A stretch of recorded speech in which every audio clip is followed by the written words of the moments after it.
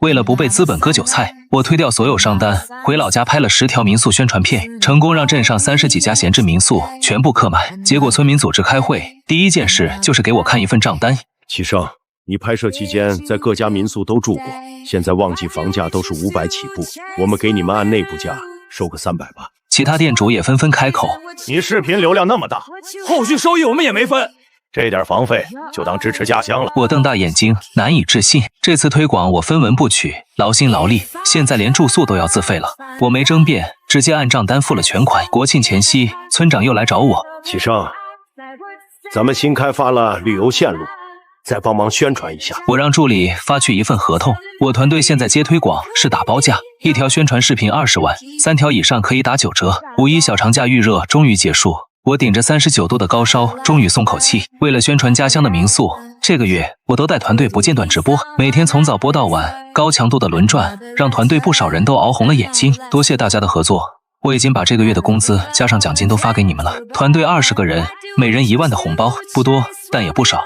主要是大家为了我来到这个地方，不仅放弃了其他主播的邀约，也放弃了很多曝光的机会。林哥，我们拿了工资，这都是应该的。您这个月少了15家广告合作，光广告收益就少收300个 W。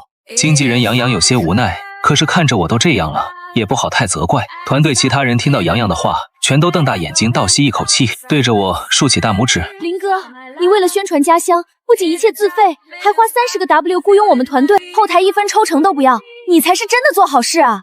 对啊，林哥，冲您这为人，我们以后还跟您干。获得大家的认可，我虚弱一笑，看着后台上所有民宿都饱满的订单，松了口气。就在这时，请我来的村长走了进来，身后跟着的是10几家民宿的老板，他们满眼笑意。村长说话的时候，把手机也掏出来，我以为他们是要给我酬劳，刚要婉拒，就听到让我惊愕的话：启胜啊，你这个月一共住了23家民宿是吧？说话的同时，他点亮了收款码。你们团队每次都把民宿住满，现在生意火爆。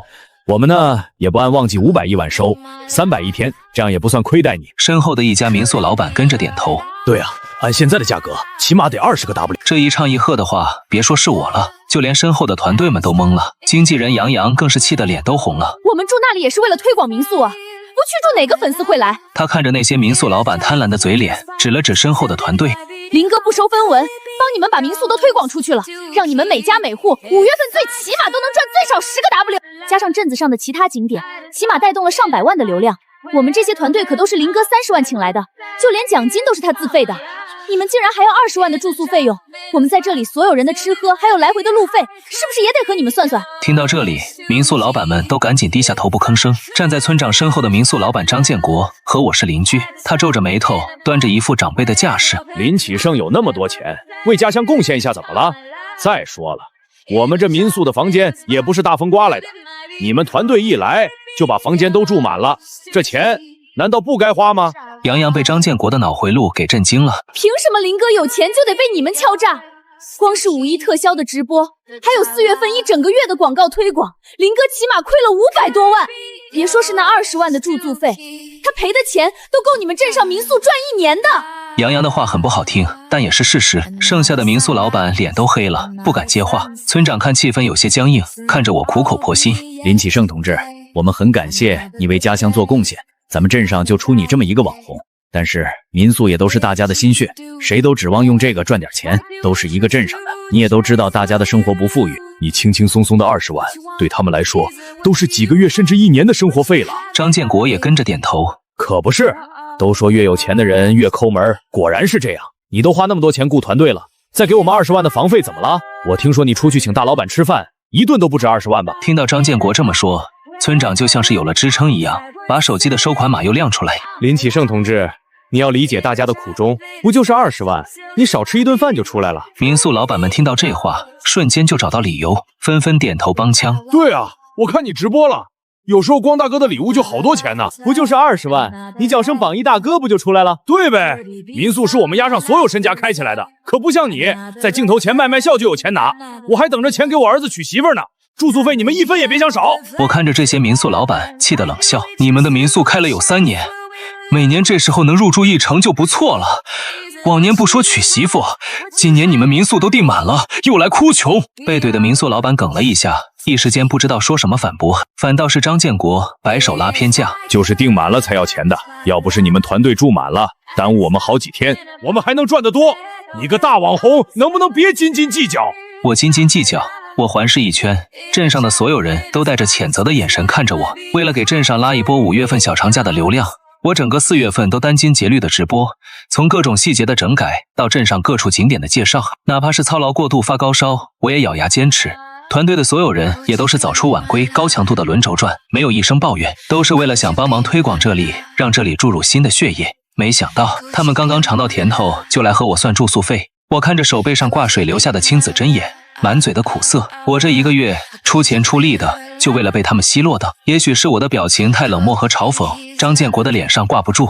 林启盛，你这个忘恩负义的白眼狼！当年你妈生病，要不是我们家出钱，你妈早就病嘎了。还有你家的房子装修，不也是我出钱的吗？你现在有钱了，就开始忘本。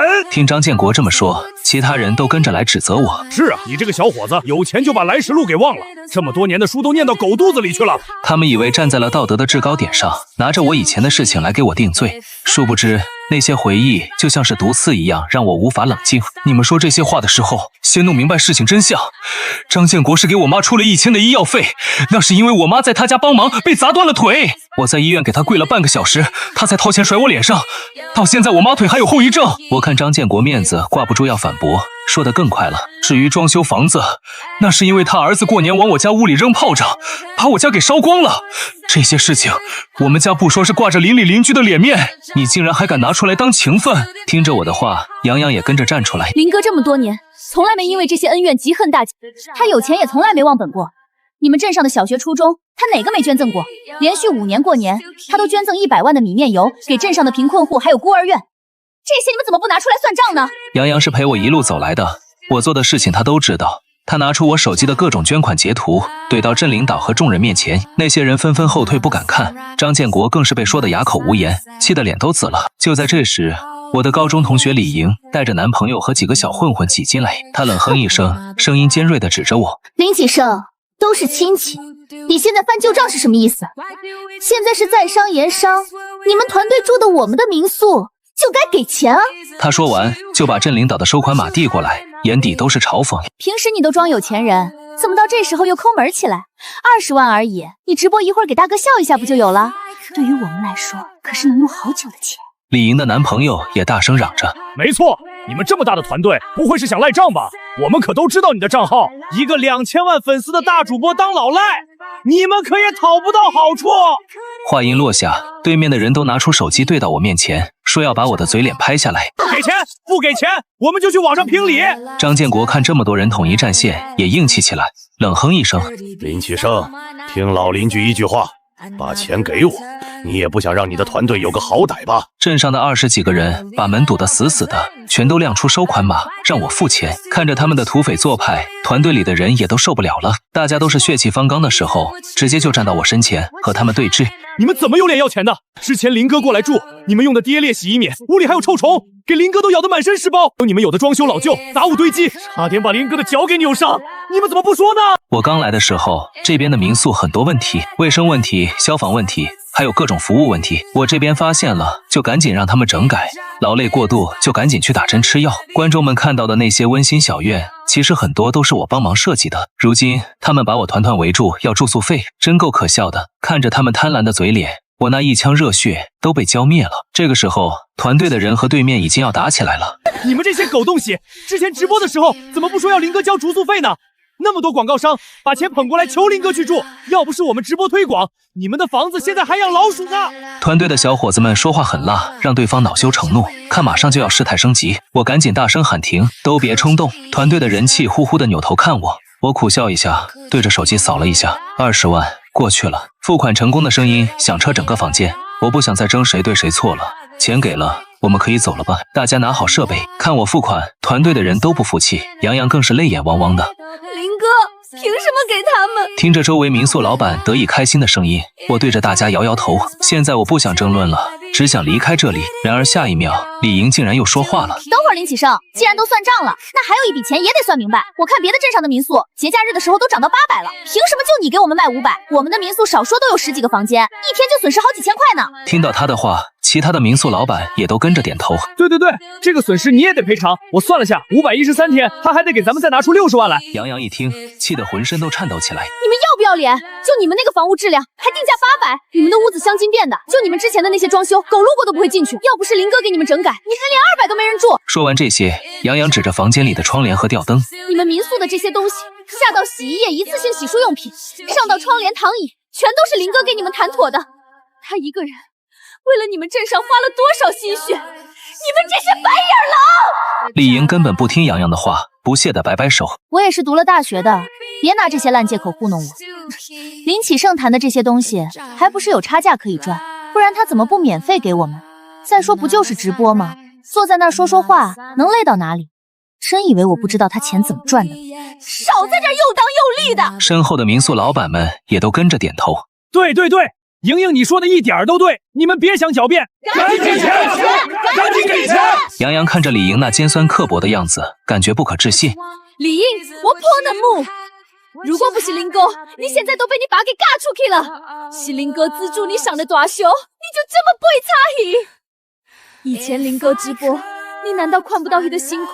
听到杨洋这话，张建国赶紧打断他，瞪着眼睛大声嚷着：“赶紧给钱，不然你们这些设备就别想拿走！”说完话，那些人就要过来抢夺直播设备，有的摄像头10几万甚至几10万，可经不起这么暴力。你们实在是太过分了！团队的人都气得不行，眼看着就要爆发冲突，我赶紧制止。不就是60万吗？小意思。10几秒后，款项到账的声音在房间里显得特别动听，民宿老板们一个个笑得见牙不见眼，纷纷欢呼。村长更是满意的看了一眼张建国和李莹，觉得两人办事稳妥，现在能放我们离开吗？我懒得看他们的嘴脸，高烧让我非常疲惫。村长爽快给我们让开路。当然可以，不愧是3000万粉丝的大网红，就是有钱啊！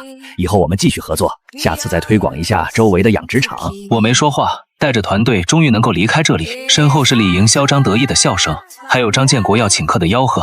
坐在回家的动车上，洋洋哭得鼻涕一把泪一把的。林哥，足80万啊，你怎么能给呢？是啊，林哥，你太委屈了。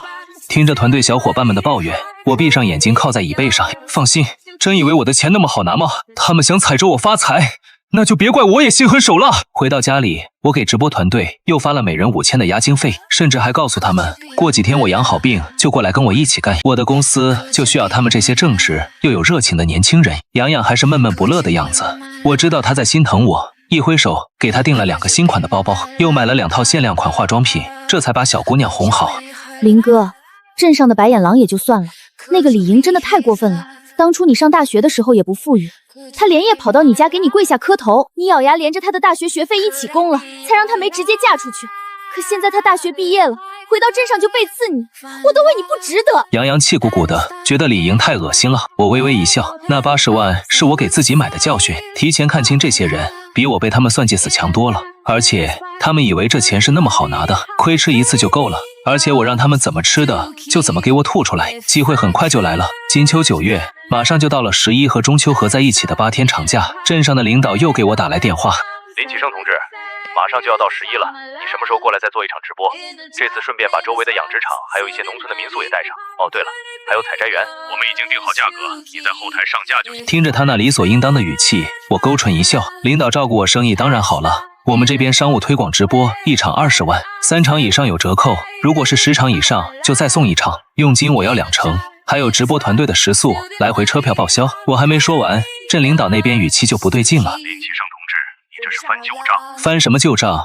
我不是已经给你们80万了吗？怎么这次还想扣我的东西？领导，我只是一个手无缚鸡之力的人，经不起你们这么吓唬。要点钱雇佣保镖很正常吧？我的语气很自然，可是听到那边就阴阳怪气了。镇领导沉默一会，等再出声的时候，就变成了张建国的声音。林启胜，上次是上次，而且本来大家都是一个地方的，你怎么能这么小气呢？你那么有钱，接济我们这些仆人怎么了？听着他的话，我当时就乐了。好呀，你的话我录音了。你家开民宿的，很多房间，我这就让流浪汉住进去。那么多房间，让无家可归的人住一住。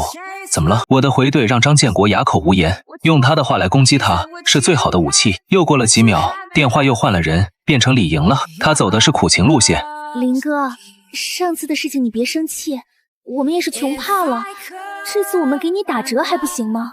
再说了，你之前都说要回馈家乡了，也不能是作秀吧？听到李莹的话，我的笑声就更凉了。当初我为了能拉他出泥潭，差点被他爸给拽去缅北换彩礼，好不容易带着他一起逃出来，结果他最后变成了和他家人一样的无赖。果然，可怜之人必有可恨之处。我介入了他的因果，得到报应是应该的。李莹，你穷是你活该，像你这样的白眼狼就该倒霉一辈子。我作秀起码我掏钱了，你那么圣母，你倒是把钱都捐了。对于这些人，我才不会最下留情。反正我爸妈都已经被我接来这里了，其他的亲戚也不是很熟悉。这次谁也别想再让我屈服。听到我无差别攻击他们，那边都没声音了，我心里畅快极了。这才是开始。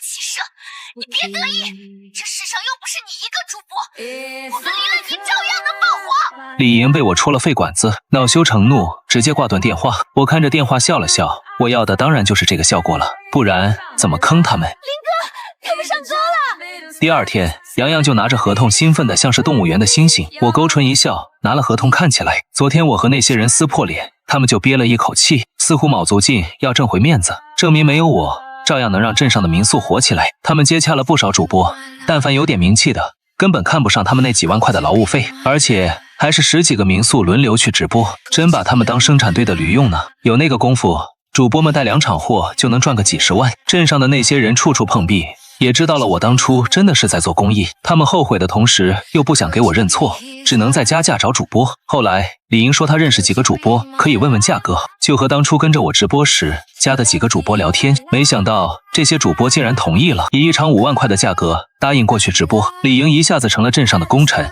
镇领导也说如果这件事成了就记他一功。一时间镇上的所有民宿的人都在期待主播的到来，而我也满意的笑了出来。没错，那几个主播如今都签在我的手下，也是我特意让他们同意李莹的邀请，毕竟我得把我那80万给赚回来。这合同可是最好的防身武器。李莹自诩是什么法律系的，大概看了合同没事，就让镇领导签了。其实好几个条款都是有坑的，不仔细研究根本看不出来。李莹上大学的时候就偷偷逃课谈恋爱，哪里学得明白，不然也不会毕业后又回家钓凯子去了。我相信只要那几个主播到了镇上，我就能让那80万回到我的口袋。开拓镇的合同谈下来了吗？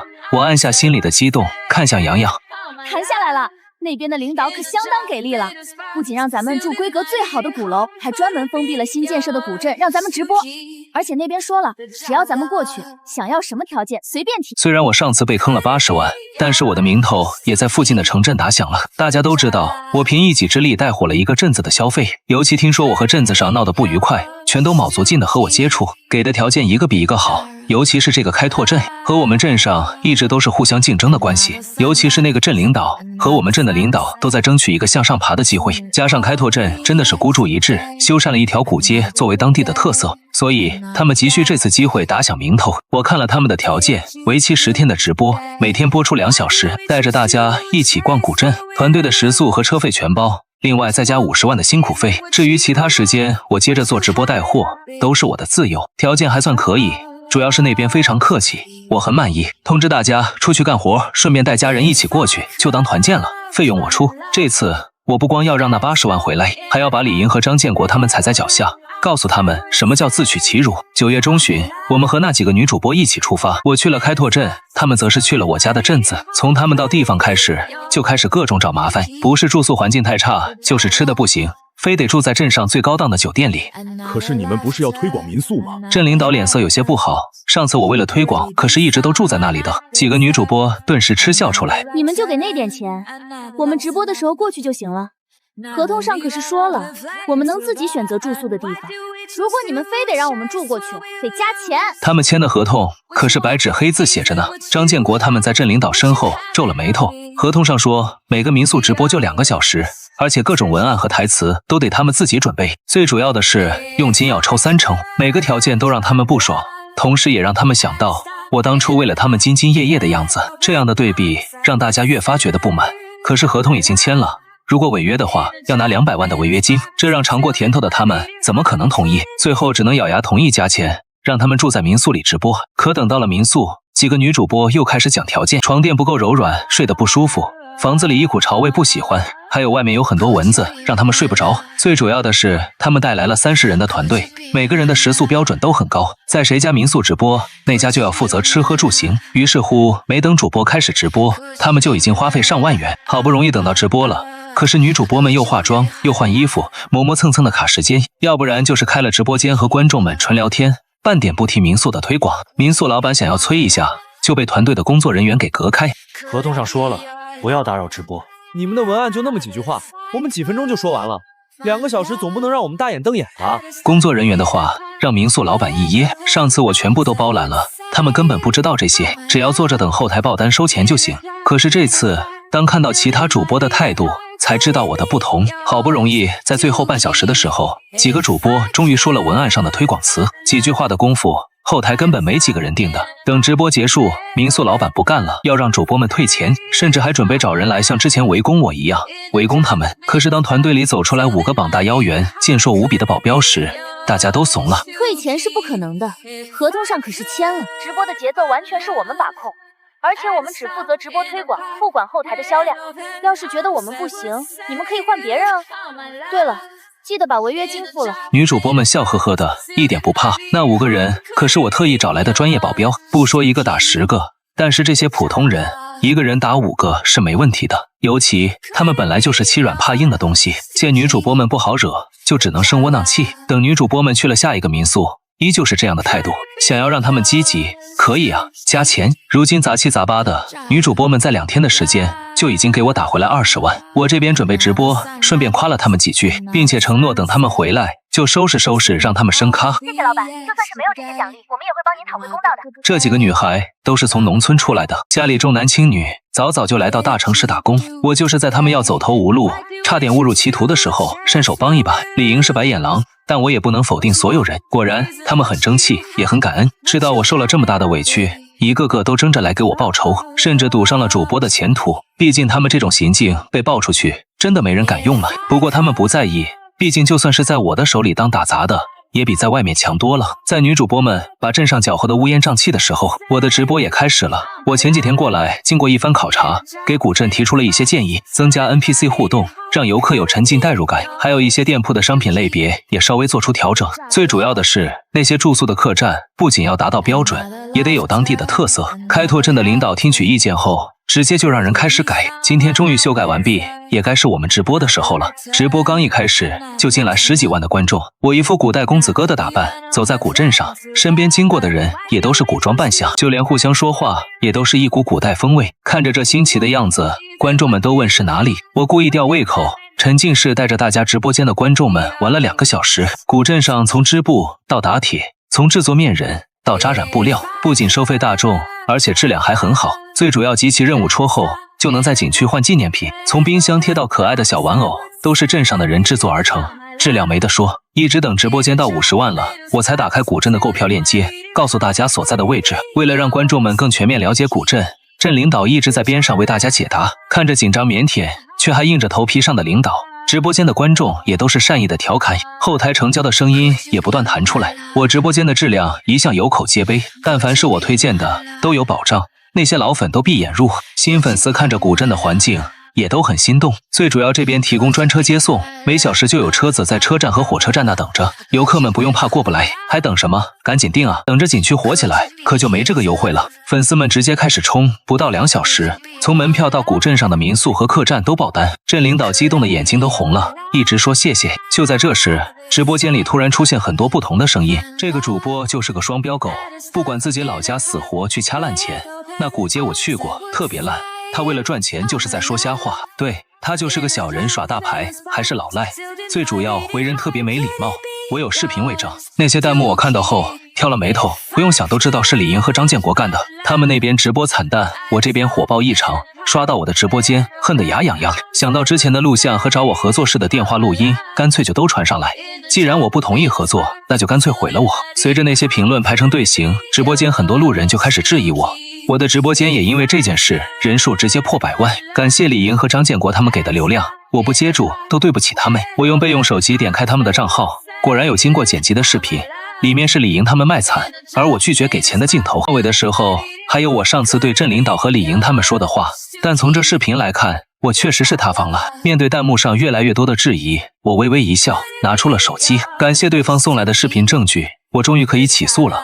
李莹、张建国，我会告你们污蔑他人，并且试图网暴我，等着接我的律师函吧。至于那个视频，我拿出我的手机，直接对着镜头播放了完整版。当时镇领导带人过来的时候，我刚下播，有一台录像设备一直没关机，后来事态升级，大家都忘了这事，一直等上了动车，才发现一切都录下来了。我当时就给了录像小哥2万块，并且将这视频拷贝在我的手机里，为的就是这一天。视频完整的将所有事情展露出来，观众们自然就看到民宿老板们不仅让我付住宿的钱，甚至还有讹走了60万，而且他们还扮胁迫的样子，都让大家都惊呆了。好家伙，我要是林启胜，我能把他们祖宗18代都带上。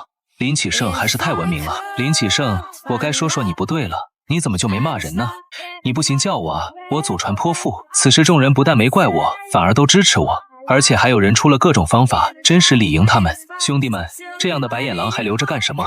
消费过的去差评一波，对，都去差评，让他们知道咱们林启胜是有人撑着的。那个李莹最恶心，享受林启胜的资助，竟然还被刺，他虚伪的样子真够了，都是贱货，谁不知道他那点伎俩？李莹和张建国他们没想到，这次抹黑不仅没成功，反而还把他们都带进去了。看着后台不仅没有订单，还增加了很多的差评，众人都慌了，就连给民宿直播的女主播们都被观众给骂哭了。你们得赔钱，为这么多人玩我们精神受到了打击。根据合同，赔钱、误工费、差役费，还有打官司的钱都得给。几个女主播一边哭一边把这些都播出去。上次这些人企图用视频来威胁我，现在他们也尝到滋味了。民宿老板们此刻已经彻底懵了，也真的后悔了。他们一个个想要给我打电话认错，可是我把他们的电话都拉黑了。民宿老板们此刻已经彻底懵了，也真的后悔了。他们一个个想要给我打电话认错，可是我把他们的电话都拉黑了。就算是换号打，也都是杨洋接，